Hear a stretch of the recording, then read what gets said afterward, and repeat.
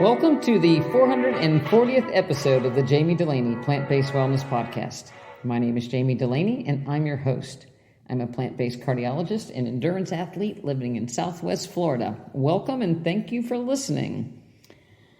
Well, I'm recovering from the Silver Rush 50, feeling pretty good. Out with our new dog 3-0. That's 3-0, named after Steph Curry. Number 30. He is our new German Shepherd rescue. He was repossessed from our breeder that we had from some people that wasn't that great of a fit for him. So he is starting to come along nicely into our house. He and Sophie are getting along well. And so I am walking 3-0, and we're actually learning to walk, run. And it's progressing nicely. If you've had a large dog, you know that people look at you differently when you're walking and running with a large dog, like your dog's going to eat their dog. But the reality of it is the little dogs are usually ahead of their owner on a retractable leash, barking at your dog, and rightly so because they see a big dog. But nevertheless, it doesn't help when a big dog is learning to walk nicely on a leash. But anyway, we actually go for that kind of situation so that he can learn to not be reactive and stay on my side. And part of learning to run with a dog is they have to walk nicely first and not cross over. I've had my share of tumbles in the past with dogs that you get a little cocky or you think everything's okay and you forget about where they are, and the next thing you know, you're crossing paths and you're on the ground. So that's working out good, and so we're actually starting to run walk. He was in a situation where he didn't have a whole lot of exercise, so even though he's just not quite 1.5, he's not in that good of running shape, so to speak. So we run walk, and it's going pretty good.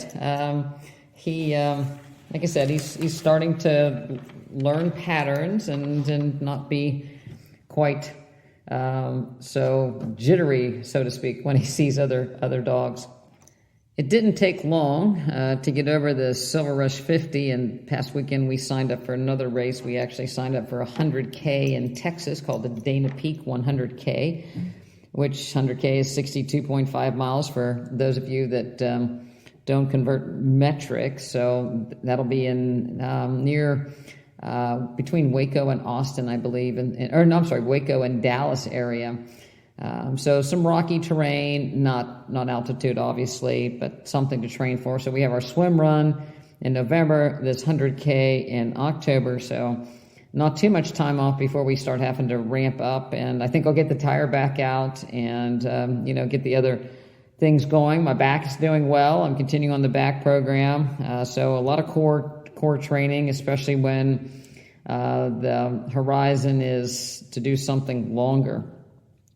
So that's where we are. This past weekend, we watched the Hard Rock 100-mile race on YouTube. They had a live stream and actually followed it on and off from Friday evening to Sunday mid-morning to the last finishers. So some people finished Saturday afternoon, the winners, and then the average Joe's, the last guy finished, I believe, at, I don't know if it was 42 hours or what it was the last finisher. But the oldest two finishers were actually women. So that was kind of fun to watch. And I got to tell you, when they finished, they looked good. And this was an incredible terrain. The Hard Rock 100 is in Silverton, Colorado. So the mountains are higher than they are in Leadville or more treacherous, so to speak. So there were some tough people doing those. They went through snow, climbed up ice, down rocky terrains. No, I'm not signing up for it. But it was quite inspirational to watch. I always end up finding the oldest people in the race, and I, root for them. And of course, you want to see who's coming in and how they look and everything. But I got to tell you, man, when they came in, there's a spring in their step, and everybody was very, very happy. Today, I want to pull together 3 or 4 different topics that I think all have something in common. One is the new Alzheimer's drug, Donanemab, for Alzheimer's disease, and who might benefit and who might be harmed. Also want to look at a study that looks at muscle fatigue and how it affects our cardiorespiratory response and performance. Think long endurance events, what stops you, what actually is causing you to hit the wall. And then cardiorespiratory fitness and how it's linked to cancer risk and mortality. So I think I can link all three of those together and kind of come up with a plan that might help us all. So first off, Donanemab is a monoclonal antibody therapy that is supposed to decrease the amyloid and tau proteins that are deposited into the brain, which is thought to be correlated with Alzheimer's. So for people to be able to become eligible for this medication, they have to have a specialized PET scan that's not available everywhere to look for these plaques to see if they would be candidates. And this is an infusion. You have to monitor because of the side effects, and this was a phase 3 trial, and it was published in the Journal of American Medical Association with 1,736 patients. One of the drawbacks was that 91.5% were whites, white people. So there's not a lot of diversity in the group. The patients enrolled had mild cognitive impairments and mild dementia, but they did have the tau and amyloid plaques. And they looked at the amount of tau levels at baseline and then at follow-up. Out of the patients that were studied, 1,182 had low levels of plaques and 554 had high levels of plaques in the beginning, so they followed them along, and by the end of the study, both groups had shown a decrease in tau plaques, but the clinical and symptom improvement of Alzheimer's, the memory impairment, cognitive dysfunction, only mildly improved. So at the end of 76 weeks, which was the end of the trial, 80% of the plaques had cleared on the PET scan follow-up, but all the patients had continued decline in their cognition. The people with the the mildest dementia had the less worsening and probably delayed things by 4 months. So the best response came in people that had the lowest level of tau proteins, and the worst was the people that had 2 genes for ApoE4. And in the past, I've talked about the ApoE4 gene. It markedly increases your risk for Alzheimer's if you have both genes. 2 genes for it. But ironically, Nigerians have a lot of ApoE4s, but they have a very low incidence of Alzheimer's. But again, this study did not look at black people, so it would have been interesting to look, especially if patients with Nigerians would have made a difference at all. I don't know.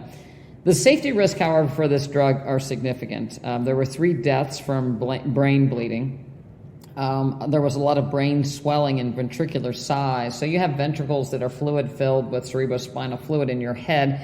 And when people have Parkinson's, they can swell.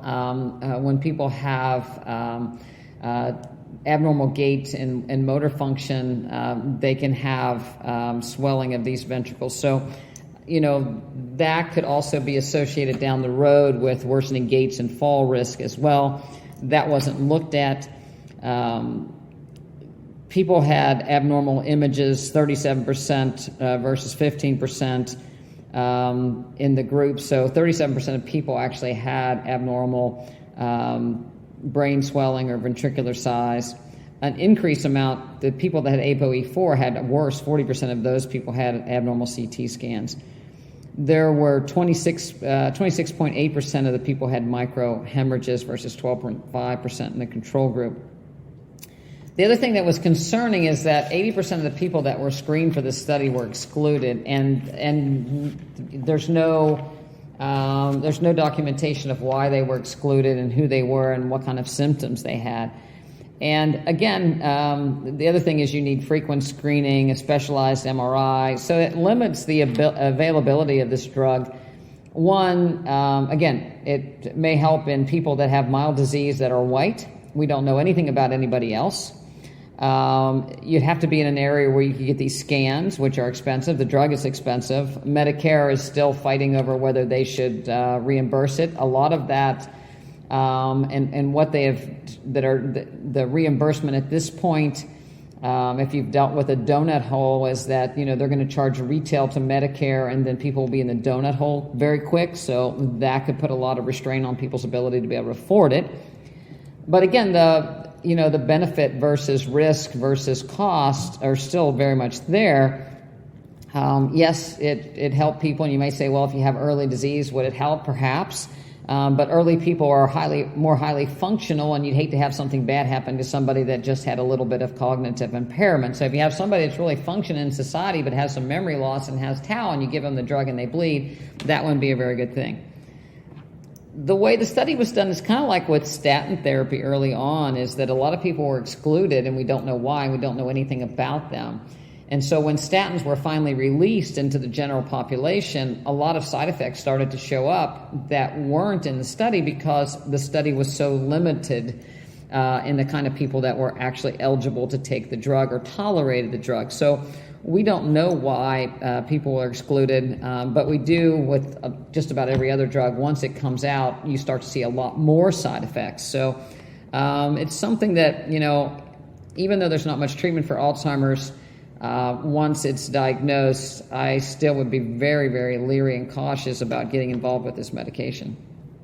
The next similar study looked at peripheral vascular disease and claudication, and basically the number of studies and the number of vascular studies that are done are increasing, but again, Medicare's reimbursement of outpatient procedurals for what we call peripheral stents, so stents to arteries in the lower leg, it's very lucrative.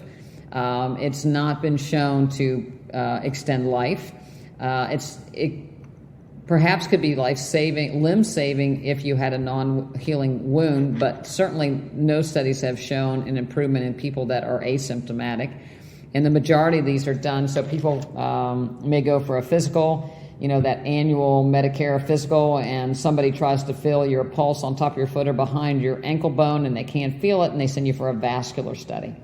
And the vascular study is abnormal, then you get sent for a CT angiogram, which could hurt your kidneys, but it could say that you have blockages in the arteries to your lower legs and that you need one of these stents to be done. So again, money for the procedures, and again, where you may not be symptomatic. The symptoms would be that if you walk, you get a cramping in your leg muscles, and when you stop, it goes away.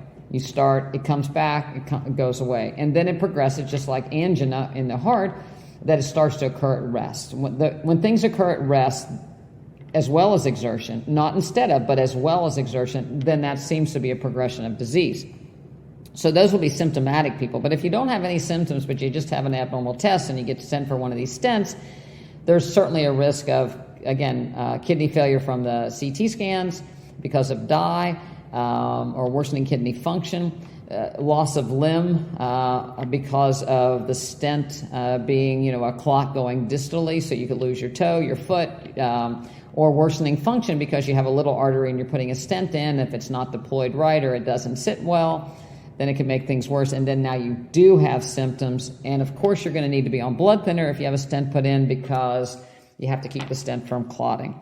So you can see where, again, we need to use our head in the medical field. One thing you can do if you have vascular disease is what you would do if you had coronary artery disease, is you eat nitric oxide producing greens, kale, arugula, cabbage, napa, Swiss chard, beets, beet greens, the drill, and then go for a walk. So you eat the greens, you go for a walk, you get cramping, you stop, let it go away, you start again, and you slowly increase your walking ability. And it works. It works because you increase nitric oxide production that dilate the collateral vessels, so you go around the obstruction. The nitric oxide will actually eat away at the plaque over time. It can become calcified and then settle down, so it's not hurting as bad or not causing as much problem. You develop the collateral vessels. and you have good blood flow to the lower foot, and you don't have to worry about it. So just because you don't have a dorsalis pedis or posterior tibial pulse, which are those pulses on the top of the foot and behind the ankle, does not mean that you're not getting good blood flow to your legs and your feet. If you have hair on your legs or your feet, chances are your blood flow is good. If you start to not have hair on your lower legs or feet, you may not have good blood flow.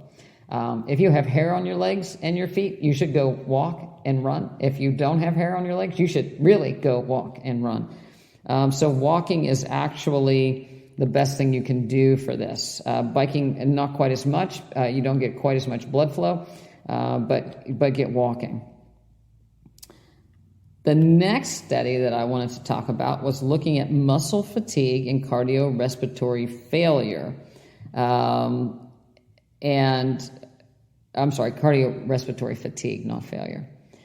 So when you go out and you run a marathon or an ultra marathon, certainly you're using the glycogen in your muscles, and the more you use, they start to ache and they hurt, and eventually people slow or stop because they or slow down because things start to hurt. And the question is, do you slow down because your cardiovascular system is starting to get fatigued, or is it the muscles, and how do they relate? And it turns out that your muscles are a kind of a throttle for your brain to say, hey, we better stop this because we're getting to the point where we don't have, things are getting dangerous here, and we're getting too fatigued. We don't have any energy left. We're going to get hurt. So that in turn puts feedback to your heart saying, okay, we're going to increase your heart rate, increase your breathing rate, so you feel fatigued and you slow down. So it's a pretty cool interaction to all this, how our brains sort of communicate to the rest of our body that we should slow down. And so I guess, from my perspective, how do you make it not happen? And really, the key is not only cardiovascular training, but more importantly, perhaps muscle training. So strength training, which I'll be incorporating more for my upcoming hundreds, to get strong muscles, more mitochondria, so that your muscles can produce or utilize the energy that you're feeding them. And of course, nutrition strategies to keep the glycogen coming in. Your body's able to metabolize only as fast as you can uptake the glucose, but the more you do it, the better you get. So muscular training is actually going to be helpful for people as well. So again, walking more duration, walking longer, doing strength training are ways to get by with that. So I thought that those things were very, very interesting when you kind of look at some of these patterns that keep people doing what they want to do. But then it comes down to, what do you want to do, and how do you want to perceive things? Again, I've watched these ultra marathons and read stories that are very motivating to me, that despite great setbacks, people do great things. And I also encounter people that are very limited by the stories that they tell themselves or their past history. And it's almost like, some people look at, well, what if something happens? Versus, why not me? Why can't I do something? And I think that comes back to, belief is powerful both in a positive and a negative aspects. And it comes from patterns that we practice and that we live, circuits that we run in our brain that tell us, to be fearful or to go for it. And I think people can change, but you have to be aware of the patterns. We tend to do things that affirm our beliefs. If we think we're sick, we look for more things to find that support that, yes, we're not well, things that could potentially be wrong. And we spend so much time looking for things that are wrong that we don't get to enjoy all that is right. So I have people that are always getting assessed for possibilities of things to go wrong. I think it leads to, especially in today's culture, of over-testing, over-evaluation. Some of the tests, again, just like the peripheral vascular disease, have side effects and lead to perhaps more illness. So it's a kind of a self-fulfilling prophecy that if you think something might happen, if you look long enough, you might actually find something. The question is, what can you do about it? People in my family died young. I've said it before. My grandparents died at a very young age. And I can take that belief that, chances are something bad's going to happen to me at a young age, or I can take the belief that I'm going to do something to prolong my life or to do something different from what they've done. As opposed to going down this road of, well, I might as well just do what I want because I can't affect the outcome. I certainly believe that you can affect the outcome. And sitting around waiting for the shoe to drop, I don't believe is a good way to, to wait for things to happen. So, yes, I have perhaps bad genetics, but I'm not going to keep living in a way that my grandparents lived. I'm not going to smoke and be overweight and eat bad foods. We're just waiting for something bad to happen. So I want to be proactive in doing something that can perhaps change my outcome. And the biggest thing we can do is our food, so changing to a plant-based diet. And,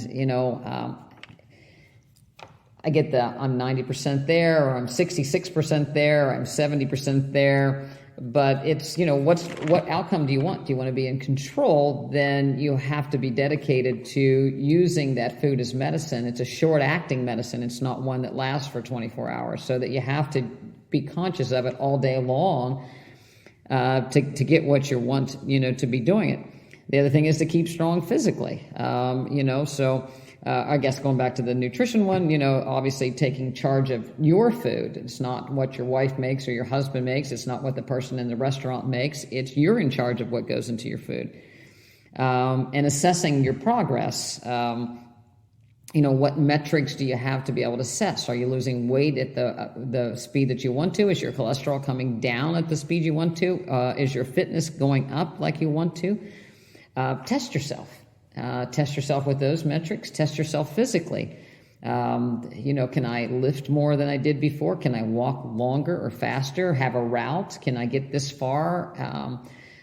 We tend to cut it short. People never come in and ask me, how much can I exercise? It's usually how much can I eat, or how much protein do I need, or do I need more? But they never ask me, I need more exercise. How do I figure out how to get that? So I think knowing, looking at those x-rays, I always keep a calendar of what I've been doing. I can pull those calendars out year to year. I use a Garmin Connect keeps those data year to year, so I can see what I've done this month versus last month. You keep yourself honest by looking at things. I had a discussion with someone about David Goggins' books. One of David Goggins' book, You Can't Hurt Me. If you don't know, David Goggins was an ex-Navy SEAL. He weighed close to 300 pounds. He's now lean. He does ultras. He's a tough man. He's got a potty mouth. He's very blunt. You can do more than you think you can. You don't tap into half of what you've got. But in one of his books, he said, look in the mirror. And what you see is what you are. It's not, and how do you look in the mirror? If you see a fat person in the mirror, you're fat. You need to address it. I think some people look in the mirror or they don't look in the mirror, or they don't look at the scale, or they only look at parts that are good and don't assess the whole situation. And so I do think that we have to, assess ourselves and kind of go on and address those things. A relative relayed that her husband had a small bowel obstruction, and he hadn't eaten for 5 days, and he was a thin guy to start with, and he looks so skinny, and she's very, very worried about him. And it's like, the small bowel obstruction he had adhesion, so it wasn't cancer, so he had a surgery to correct it. Everything went well, but that 5 days of not eating and that weight loss, I said, that's a blessing. His system got cleaned out. He set his metabolic clock back for 5 days. Yeah, it was, in painful situation with a small bowel obstruction, but we have such, our vision of what we see as normal and abnormal is so skewed in today's environment. People are so much heavier than they were. So, some guy that was not overweight to start with that lost a little weight, he looks like, he's death warmed over, as my family would say, because he was thin. But actually that part of fasting made him better, gave his body time to heal. People come into the office and it's like, let's just do a juice fast, a vegetable juice fast, or just eat vegetables. And it's very hard for them to follow or want to partake in that. But they say they can't lose weight and they can't do this and they can't happen. But if they do that vegetable juice fast, or they just do vegetables and they really stick to it, the weight loss is guaranteed. They have time, their body has time to heal. They have time to observe their body and see what was getting in their way if they want to. And a lot of things are cured very quickly. If you don't eat for a couple of days, your sodium level, everything corrects itself. The blood pressure goes down. Inflammation in the body goes down. You actually can detox. Your skin can clear up. Your GI symptoms improve. Joints improve. There's clarity of your mind. But we're very, very worried about having some sort of a decreased caloric intake for a period of time. So just about anybody can do a juice fast. Obviously, you should see your doctor if you're on insulin or blood pressure medication, because things are going to get better very, very quickly. But, a quick reset for some people is a really good thing, that you can start to see the forest for the trees. Everyone, of course, on Facebook and Instagram, there's everybody's a master chef, right? It's what recipes, every website, every nutrition website is about making these fancy recipes. I'm as guilty as anybody else. You post the plate of a really nicely plated recipe that you come up with that looks really good. But the reality of it is, most master chefs aren't healthy at all. They're all overweight. They add a bunch of butter and salt to things. So you'd be better off just seeing how simply you could eat for, a period of time. If you're trying to transition to a plant-based diet and nobody around you is, then keep it simple. Do a potato, a vegetable, and beans. Keep it simple. Just do all vegetables for a little bit. It won't hurt you. Potatoes have everything you need in them. You can do a potato and vegetables every night and you would not become deficient. The reality of it is most of us have too much of and too much metabolic waste in our system that is causing problems. So there's many more recipes posted than people actually, doing something or pushing themselves. So I would encourage you to give that a shot. The last study looked at cardiopulmonary fitness and cancer risk and mortality. And it was a Swedish study that looked at survival and development of colon, prostate, and lung cancer. And there were 177,709 people. The average BMI was 26, so 24.98 being normal. So they were overweight, but the average not morbidly overweight. They were followed for 9.6 years, and they looked at their VO2 max by doing a bicycle stress test, and then they did questionnaires and follow up on their lifestyle and their habits. And then they grouped the people with the highest VO2 max, oxygen consumption, your ability to take oxygen from your blood and use it in your muscles and your cardiovascular fitness, the three highest group tiers and the three lowest, and compared them. And when they looked at cancer, development of, and cancer death, the people that had the higher three tiers of a VO2 max had much lower incidence of colon, prostate, and lung cancer, and had a much better survival if they had the diagnosis of it. And, people say, what VO max are we talking about? A lot of people have Garmin watches or, have done a stress test or had some sort of a calculation of the VO2 max. The trend in this study started when the VO2 max was greater than 35, the trend to protection. So those with a VO2 max greater than especially 36 markedly started showing a marked difference. If you really want to do something great, get that VO2 max over 40. So you want to push that VO2 max in the 40s as best you can. The older you get, the harder it is because you lose heart rate and a few of the calculations. But if you can keep that VO2 max high, that's what you're looking for. So how do you do it? And really, it's pretty easy to get your VO2 max up. It comes down to prolonged training. So if you can go out 4 to 5 days a week and you can walk at a pretty good clip, but keep in zone 2, so we're talking about 65-70% of your predicted maximal heart rate for about 80% of the time, you'll increase your VO2 max. So just get out and do it. And the duration. So you have to do the duration, but at a nice, easy conversational pace. If you want to push it up even more, about 20% of the time, you'll do some intervals, but they don't have to be marked. So you're really going to push it to your huffing and puffing for about 3 minutes, 4 minutes, and then recover for 4 minutes, and do that a couple times. Alternatively, you could do majority of your hour and a half walk, and then push it at the end for 3 or 4 minutes. You'll increase it that way. You don't want to do the intervals early. You want to do the pushing your heart rate and your effort at the end, not the beginning. So you're going to do majority easy, and at the end rev the engine up a little bit.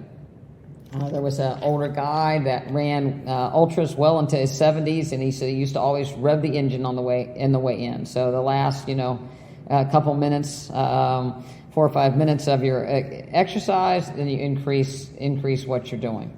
Obviously, you're going to do that. Again, this is not medical advice, under the direction of your doctor, or you can join our practice and we'll help you do it. DrDulaney.com. You can figure out how to join it. We can help you do that from anywhere. We even have a level 2 membership that will get you a plan to do that. So we'd love to help you increase your VO2 max, decrease your risk of cancer, and increase your longevity. It's also, again, higher your VO2 max, the better your longevity in general. You're trying to get that into the 40s if you possibly can. There's a lot of things that happen to us, lifestyle diseases, that we actually have a whole lot of control on, and certainly cardiovascular disease is one of them, and cancer is one of them. But the most simple one that we all ignore is hypertension. So people get put on blood pressure medicines, and they go on their merry way, and they don't think anything about it, and they continue to eat and drink as they want, and then their blood pressure goes up, and they get another medicine, and they get another medicine, and some of the medicine may be diuretics that make them pee more, or maybe make them pee their pants, become impotent, dizzy, a whole host, increase your risk of diabetes perhaps, but there's certainly side effects to blood pressure medicine, but they work. So if you're not going to do anything and your blood pressure is high, we know that if your blood pressure is greater than 130/70 for a prolonged period of time, your increased cardiovascular risk goes up. What point do you have to go to the hospital? If you have symptoms. So people's blood pressure, if they're over 200 and you have a headache, or you can't see, or you have chest pain or shortness of breath, you got to go to the hospital, get that one fixed right away, some IV medications. But before then, you're in control. You can fix it. You can take the medicine. Obviously, you can't just cold turkey stop your medicine, because your body gets used to it. Your heart rate can go up, your blood pressure can go up paradoxically, just cold turkeying medication, so they have to be weaned for the most part. But what you can do, if you're not on medications or you're trying to get your blood pressure down, number one is nutrition. So nitric oxide producing foods dilate your blood vessel.